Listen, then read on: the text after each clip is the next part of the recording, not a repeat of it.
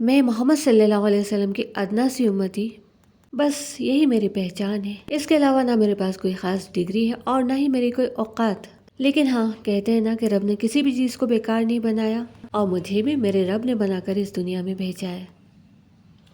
میں رب کی دی ہوئی سانسیں لے رہی ہوں، رب کی بنائی زمین پر چل رہی ہوں، رب کا دیا ہوا کھا رہی ہوں، اور اسی حیثیت سے رب کی زمین پر کہیں کوئی زیادتی ہوتی ہوئی دیکھتی ہوں، ناانصافی ہوتی ہوئی دیکھتی ہوں تو برداشت کرنا ناممکن ہوتا ہے۔ آج کی آڈیو بھی اپنے ایک ایکسپیرینس کے ساتھ شروع کروں گی، اور اکثر ایسا ہی کرتی ہوں۔ میں نے کبھی کسی مدرسے میں تعلیم حاصل نہیں کی، شکر ہے قرآن بھی گھر میں ہی ماں باپ کی نگرانی میں پڑھا۔ باوجود اس کے کچھ ڈائریکٹ نہیں تو انڈائریکٹ ایکسپیرینس ضرور ہوئے۔ وہ ایسے، میں اور میرے بڑے بھائی، ہم دونوں کو گھر میں ہی ایک حافظ صاحب قرآن پڑھانے آیا کرتے تھے۔ اسکول جانے سے پہلے ضروری تھا کہ ہم پہلے قرآن پڑھیں، اور وہ صبح بہت جلدی آ جاتے تھے تو صبح میں جلدی اٹھنا پڑتا تھا۔ ایک دن کچھ ایسی کیفیت تھی کہ کہتے نا کہ نہ پوری طرح سے سوئے ہوئے تھے نہ جاگے ہوئے۔ ہم نے سنا کہ ہمارے ابو جو ہیں امی سے کہہ رہے ہیں کہ آج بچوں کی چھٹی کروا دو، یعنی حافظ صاحب آئیں تو انہیں منع کر دینا کہ آج ہم بچوں کو نہیں پڑھوا رہے، باقی آگے دیکھا جائے گا۔ بہت چھوٹے تھے، خوش ہو گئے کہ چلو آج تو چھٹی مل گئی۔ سمجھ میں کچھ آیا نہیں، بات معلوم بھی نہیں تھی۔ کچھ وقت بعد پتہ چلا کہ ان حافظ صاحب کے ابو نے ہمیشہ کے لیے چھٹی کر دی کہ اب وہ کبھی ہمارے گھر نہ آئے۔ جب ہم بہت بڑے ہو گئے، یاد بھی نہیں کہ امی نے یا بڑی بہنوں نے ہمیں بتایا کہ وہ جو حافظ صاحب آتے تھے نا، ماشاءاللہ حافظ خاندان کے تھے، وہاں عورتیں بھی حافظ قرآن ہیں، بہت اچھے حافظ۔ تو ہمیں بہت بعد میں پتہ چلا کہ وہ حافظ صاحب مسجد کے اندر اپنے کسی شاگرد یعنی اسٹوڈنٹ کے ساتھ بدفعلی کرتے ہوئے پائے گئے تھے، اور ہمارے ابو کو یہ بات پروف کے ساتھ پتہ چل گئی تھی۔ ابو ہمارے بہت سلجھے ہوئے تھے، بہت دیندار تو نہیں کہہ سکتے لیکن نیک بہت تھے، اور کچھ معاملوں میں بہت سخت بھی تھے۔ بس کیا تھا، انہوں نے حافظ صاحب کو چلتا کیا، لیکن ان حافظ صاحب کو اس مسجد سے نہیں ہٹایا گیا۔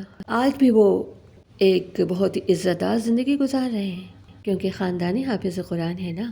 سوچیں جس بچے کے ساتھ انہوں نے بدفعلی کی ہوگی اس پر کیا اثر پڑا ہوگا، یا اس کے گھر والوں پر کیا اثر پڑا ہوگا۔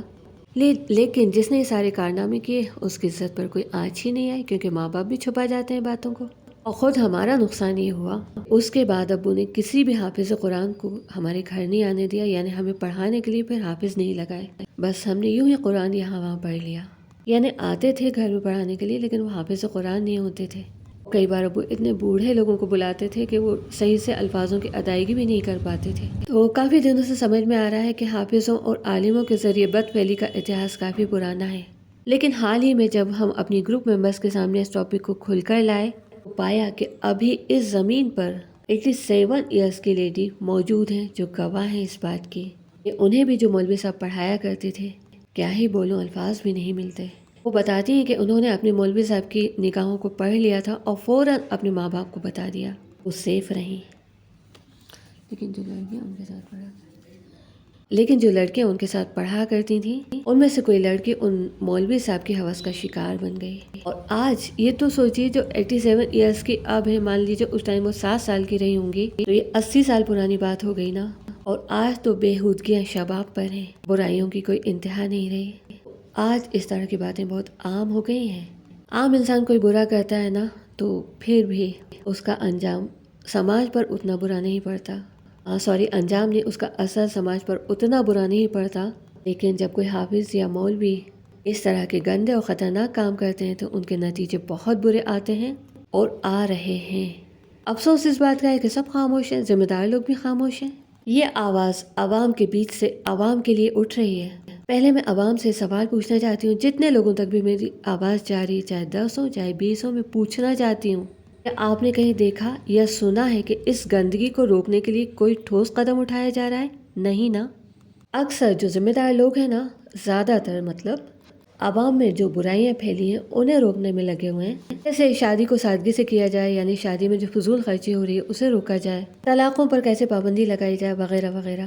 ہاں، اور 4 شادیوں کی اہمیت پر بھی بہت زیادہ زور دیا جا رہا ہے کہ مرد حضرات 4 شادیاں کریں۔ میں یہاں علماء حق کی بات نہیں کر رہی ہوں، لیکن جو لوگ بد فعلی میں لگے ہوئے ہیں ان کے بارے میں بھی کسی کو تو سوچنا ہوگا نا، کسی کو آگے آنا ہوگا، کیونکہ جو ذمہ دار ہیں ان کی اکثریت زیادہ تر عوام کے بیچ میں آ کر عوام کو سدھارنے کا کام کر رہے ہیں، سدھارنے کی کوشش کر رہے ہیں۔ تو اس وقت عوام کی بھی ذمہ داری بنتی ہے نا. کہا گیا کہ جو تم پر احسان کرے تم اس پر احسان کرو. اب ذمہ دار لوگ جب عوام کے بیچ میں آ کر عوام کو سدھارنے کی کوشش میں جٹے ہوئے ہیں، پھر عوام کو کیا چاہیے کہ وہ مدرسوں کے اندر چھپی ہوئی گندگی کو صاف کرنے کے لیے آگے آئیں. خاص طور سے جن کے چھوٹے بچے ہیں نا اور وہ انہیں مدرسے میں بھیجتے ہیں، یا گھر میں بچے نہ بھی ہوں تو مدرسے میں جو بچے جاتے ہیں نا ان کے دوست بنیے. تھوڑی کوشش کیجئے، بہت سارے راز اگل دیں گے بچے، اور بچے ایسے راز کھولیں گے، ایسے راز اگلیں گے کہ آپ کے پیروں کے نیچے سے زمین کھسک جائے گی. تو پیروں کے نیچے سے زمین کھس کے تو یہی ہم سنبھل جائیں، کیونکہ ایک نہ ایک دن تو ہمیں زمین کے اندر جانا ہی ہے نا.